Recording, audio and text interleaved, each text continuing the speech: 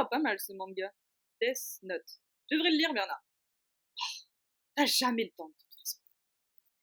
Oh, bonjour. Ravi que vous soyez là. Ne partez pas, restez.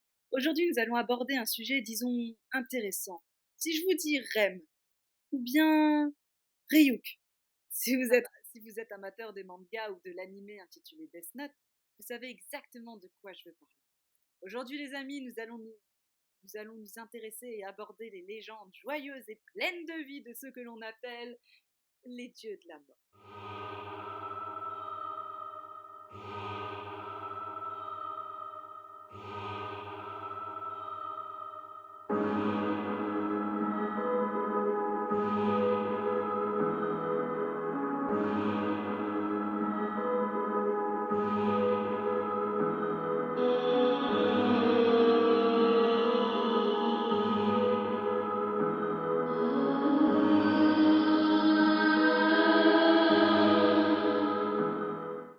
Il faut savoir qu'avant de sortir de l'esprit de Tsugumi Oba et de Takeshi Obata, les dieux de la mort nous viennent de plusieurs cultures. La culture japonaise, la culture amérindienne, maya, puis la culture européenne, en passant par la mythologie viking, la mythologie grecque, romaine et j'en passe. Ce serait bien trop long de parler de chacune d'entre elles. Mais aujourd'hui, nous allons commencer par aborder les Shinigami, les dieux de la mort japonais, ainsi que les mythologies vikings, grecques et amérindiennes. Aviez-vous remarqué que les dieux de la mort sont présents dans vos mangas favoris? Et ouais, dans Assassination Classroom, Kurose-sensei est un Shinigami. Il est considéré comme le meilleur tueur du monde avec plus de 1000 victimes. Et dire qu'il va devenir professeur d'assassinat, je suis certaine que j'avais pas cette option de dispo au lycée, moi.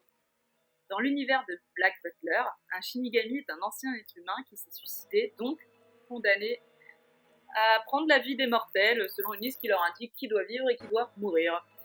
Si je vous dis que lorsqu'il tue un humain, une lanterne cinématographique sort de la poitrine du défunt, une image ne vous vient pas à l'esprit? Ok, je vous mets une photo. Voilà, vous le reconnaissez? Si jamais vous ne connaissez pas Black Butler, allez voir. C'est vraiment un animé très bien fait et très intéressant. Bien entendu, il y en a dans Death Note. La série porte le nom du cahier qu'ils utilisent pour accomplir leur but, qui est de soutirer la vie aux humains pour se maintenir eux-mêmes en vie. En gros, le but de leurs existences est de tuer des êtres humains. Mais n'oublions pas que l'un d'entre eux adore les pommes. Vous en voulez encore un? Ok. Dans Fairy Tail, Shinigami, autrement appelé par son vrai prénom Eligol, est un personnage à part entière. Il s'agit d'un ennemi appartenant à la guilde d'Elzenval. Son surnom est dû au fait qu'il ne prend que des missions basées sur l'assassinat. Pourquoi faire compliqué quand on peut faire simple? Je trouve que la culture japonaise a une belle fascination pour la mort et pour ce qui est de l'après-vie. Ils sont très créatifs et c'est vraiment intéressant. Et je les pense beaucoup plus ouverts que nous à ce sujet. Après, pour ce qui est de la créativité, la mythologie ne s'en sort pas trop mal non plus. Les Vikings ne considéraient pas la mort comme une fin absolue, bien au contraire. Pour eux, il s'agissait d'un passage à une autre forme d'existence. Faisons un petit point. Il y a 3 mondes. Valhalla, ou Valhall, qui est la demeure d'Odin, accueillant les guerriers morts au combat. Le royaume de la déesse Ran, qui accueille ceux qui périssent noyés en pleine mer et ne vont donc ni au séjour de Hel, nous y reviendrons, ni à la Valhall. Le royaume souterrain de la déesse Hel, j'avais pas dit qu'on allait y revenir, accueille ceux qui meurent sur la terre ferme de maladie ou de vieillesse, le commun des mortels en gros. Pour résumer, chez les Vikings, il n'y a ni paradis ni enfer. Ton âme se dirige vers le royaume correspondant à la cause de ta mort. C'est super bien organisé leur truc. Hela est la déesse des morts dans la mythologie nordique. Elle est la fille de Loki et d'Angrboda. Ça s'écrit comme ça, démerdez. Elle-même sœur de Fenrir et de Jormungand. Vous ne savez pas qui sont ces gens? C'est tout à fait normal. Moi non. Mais aujourd'hui, on va plus s'intéresser à Hela, qui est décrite comme un monstre. Elle aurait la moitié de sa chair colorée et l'autre moitié de couleur noire. Perso, je trouve ça ultra classe. Elle est vue comme une divinité froide et stoïque, mais elle sait faire preuve de compassion et accepte les défauts de chacun, qu'ils soient physiques ou autres. Elle est le symbole de tout ce qui touche à la vie, la mort et la renaissance. Nous pourrions dire qu'elle est le changement et la transformation. Dès que les dieux l'ont vue, elle a été chassée d'Asgard, la demeure des dieux, par Odin. Il l'a envoyée à Niflheim, la demeure des morts, pour la mettre à l'écart. Très sympa cet Odin quand même, hein, le jugement dès la naissance sur l'apparence, tout ça. Pour arriver dans le monde de Hel, il faut traverser la caverne dont l'entrée est surveillée par le terrible loup Garm, à la gueule ensanglantée. Elle est secondée dans sa tâche par 2 serviteurs, Ganglati et Ganglot. Et elle possède toute une collection d'objets au nom sinistre et inquiétant, comme l'assiette Ung, qui représente la faim, ou le couteau Slut, qui représente la famine. C'est un domaine terrible où l'on a constamment faim, où l'on est angoissé à longueur de journée et où tout se décompose. Son but est d'apporter la lumière dans notre nous le plus sombre, de nous donner l'opportunité de renaître dans notre vie au travers d'épreuves. Elle n'est pas forcément amicale quand on lui parle, elle cherche simplement à représenter la réalité de la vie et de la mort, sans simplifier les choses. Et tu m'étonnes qu'elle soit pas trop amicale, vu la manière dont elle a été traitée dès sa naissance, c'est logique qu'il y ait un peu de rancœur, non? J'ai l'impression que les femmes ne sont pas super respectées dans certaines religions. Bon. Changeons de pays. Direction la Grèce.